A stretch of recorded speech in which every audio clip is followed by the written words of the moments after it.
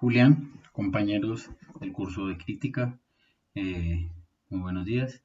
Reciban un especial saludo y a continuación desarrollo la actividad correspondiente.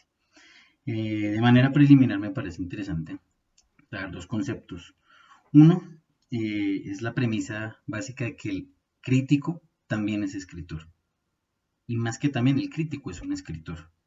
Esa premisa creo que nos acompañará durante toda la exposición. Del mismo modo, planteo una inquietud tomada del texto, literalmente del texto de Toro, y dice, ¿cómo se hace para aprender algo acerca de uno mismo a partir de lo que dicen los demás? En su página 145. La considero fundamental porque la crítica desemboca en eso finalmente. No solamente hay que mirarse como nos lo ha reiterado Julián en varias ocasiones a lo largo del curso y en muchos textos, no es solo una función que tiene que verse desde el punto de vista peyorativo y condenatorio, y va mucho más allá de eso. Y cuando llega a trascender eso para generar un aprendizaje en el mismo escritor, me parece que es fundamental y es una premisa que también debe acompañarnos durante la exposición. Abordando las preguntas, empezamos con las diferencias entre el escritor y el crítico. Hay una primera que contempla o consideración que hace Jennett, y es el tema del discurso. El crítico hace un discurso a partir del discurso hecho por el escritor. Y esto es relevante en cuanto a que el primero depende del segundo, mientras que el segundo es autónomo.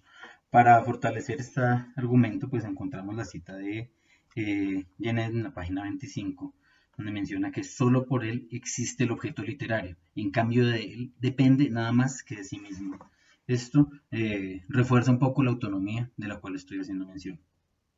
Una segunda diferencia consiste en que el material que usa como tal el escritor es, acumulando un poco y resumiendo el concepto, la visión del mundo. Y esto resulta o desemboca en una estructura condensada, por decirlo de esa forma, que es la obra. Mientras que el crítico, el material como tal que usa son los residuos de obras humanas. Residuos de obras humanas, pues básicamente estamos hablando de la misma obra, pero visto en su proceso de descomposición. Y entonces, ¿esto en qué resulta o en dónde desemboca? Básicamente en la descomposición en estructuras, para desembocar nuevamente en una nueva estructura. Concepto puramente estructuralista de Genet. Una tercera diferencia importante es que en cuanto al escritor, interroga el universo. El crítico interroga la literatura. Citaré de nuevo a Jenner y textualmente dice, si el escritor interroga el universo, el crítico interroga la literatura, es decir, a un universo de signos. Y ahí nos vamos a una cuarta diferencia que está, digamos, ligada, es que el escritor opera por medio de conceptos y el crítico opera por medio de signos. Es toda la naturaleza del crítico y cómo se desarrolla. Entonces, en desarrollo de esto, el escritor eh, busca un sentido y este sentido se vuelve signo en el crítico. Y a la inversa, el crítico que busca un signo o que es signo se vuelve sentido en el escritor. Esto lo encontramos en la página 27. Pasando a la segunda pregunta, del por qué podríamos considerar a la crítica un diálogo, debemos hacer mención primero de la confrontación, digamos, de ideas en cuanto a la crítica o a los inicios de la crítica y cómo se podría abordar o percibir eso entre la posición inmanente y la posición dogmática. Entonces son dos posiciones claramente encontradas, una inmanente donde eh, no se arriesga a pasar o a ir más allá de sí mismo y permite que la obra como tal imponga su posesión y no se da el lujo, por decirlo de esa forma, de entrar a descomponer o analizar como tal en sí misma la obra y la respeta en toda su estructura, cosa diferente a la posición dogmática.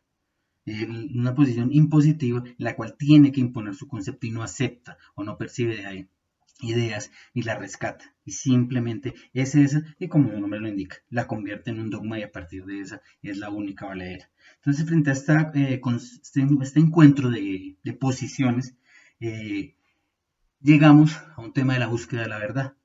La búsqueda de la verdad, que debería ser un objeto de alguna forma o un fin en cuanto a la crítica, se tiene que renunciar parcialmente o digamos de manera temporal. Entonces, para poder salir de esos dos moldes que ya mencionamos, del inmanentismo y de la posición dogmática, salimos, renunciamos temporalmente a la búsqueda de la verdad. ¿Para qué? Para articular las dos posiciones extremas. Son dos posiciones radicales. Las vamos a articular. ¿Qué vamos a hacer? Entonces vamos a abrir en este escenario esto para justificar por qué la crítica es un diálogo, como paréntesis. Entonces se abre un escenario de qué? Claramente de dos voces, la voz del autor y la voz del crítico. Entonces aquí vamos a formar un encuentro y en esto citamos a Todorov. Entonces dice, ahora bien, la crítica es diálogo y viene todo el interés en admitirlo. Tiene todo el interés en admitirlo abiertamente. Encuentro de dos voces, la del autor y la del crítico. Y básicamente, esta desembocadura, por decirlo de esa forma, tiene ese matiz. Y es básicamente reunir en un mismo escenario las dos voces, ya no en los extremos. Ahí surge el concepto de crítica dialógica. ¿Y qué quiere decir con esto todo? Que busca hablar con las obras, ya generar un diálogo con la obra en sí misma, no con un autor o con una posición, es con la obra. Y exige un requisito, de alguna forma podríamos decirlo ético, que es de la lealtad hacia el interlocutor, es decir, hacia la voz del autor. Todorov menciona que es importante para el momento de hacer esa crítica reconocer qué es lo que dice el otro. Y aquí, como consecuencia, aparece la búsqueda común de la verdad. Esto es fundamental porque ya volvemos a hablar del concepto de la verdad, pero es una búsqueda basada en un diálogo común, no en una posición radicalizada. Y finalmente, digamos que hay una parte importante del por qué se considera la crítica un diálogo. Y es que no es solamente sobre libros, también habla el crítico de la vida, habla de la verdad y de los valores. Y a esto solo se puede llegar a partir de un diálogo. A esto no se puede llegar de una manera radicalizada. Y pasando al tercer punto, en cuanto a la función del crítico literario, brevemente diremos que es algo muy básico, pero me parece fundamental, la cual es, desde el punto de vista, digamos, fisiológico, físico, es leer y escribir. Y miramos que a lo largo de la historia, de los textos que hemos analizado y en general de los conceptos de crítica, hay una función variopinta, diría yo, multidimensional. Entonces, digamos que la hemos visto incluso como una forma de psiquiatría, llamó la atención ese concepto en el esbozo que hace Domínguez. Eh, También casi biográfica, porque puede tener esa referencia como tal en cuanto a la crítica, e incluso podría decirse que hay un momento, desde el punto de vista muy objetivo, de mirarlo como una fábrica de teorías, o la función como tal va a ser fabricar teorías. Digamos que son un poco aisladas, pero hay unas que obviamente están muy asentadas. A esto traigo un texto también de Domínguez, literal, donde dice, frente a lo que es antipático, abre los ojos y se obliga a ver o leer. Entonces aquí estamos hablando que la misión como tal, la función del crítico, va más allá de una función objetiva o estática y que nos mueve más sobre el texto y sobre una posición verdaderamente crítica y que no tiene miedo de abrir los ojos, de decir las cosas. Entonces ese concepto de crítica es importante, siempre pensándolo desde el punto de vista objetivo. Ahí pasamos a un concepto que es que hay claramente una función enjuiciadora. Entonces la función enjuiciadora indudablemente es necesaria.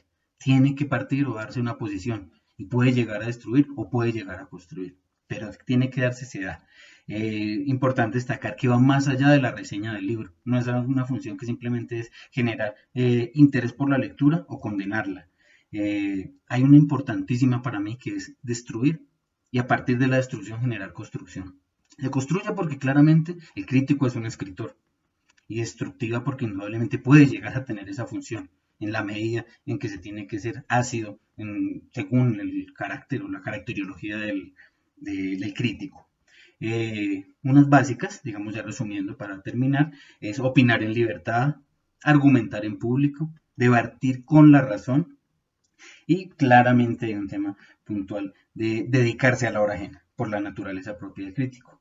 Y finalmente diremos una importante que es vigilar la monetización literaria como lo he definido, que es básicamente no dejar que la crítica verse sobre lo que más se vende o lo que menos se vende. En este sentido, veremos que es una función muy importante, muy básica y más allá de la enjuiciadora. Yo vuelvo un poco ya para cerrar sobre el tema de destruir y a partir de eso construir. El crítico es escritor y el crítico construye. Y a partir de eso indudablemente puede llegar a destruir, pero también con un fin que el que lo sabe percibir lo genera y lo apropia para construir.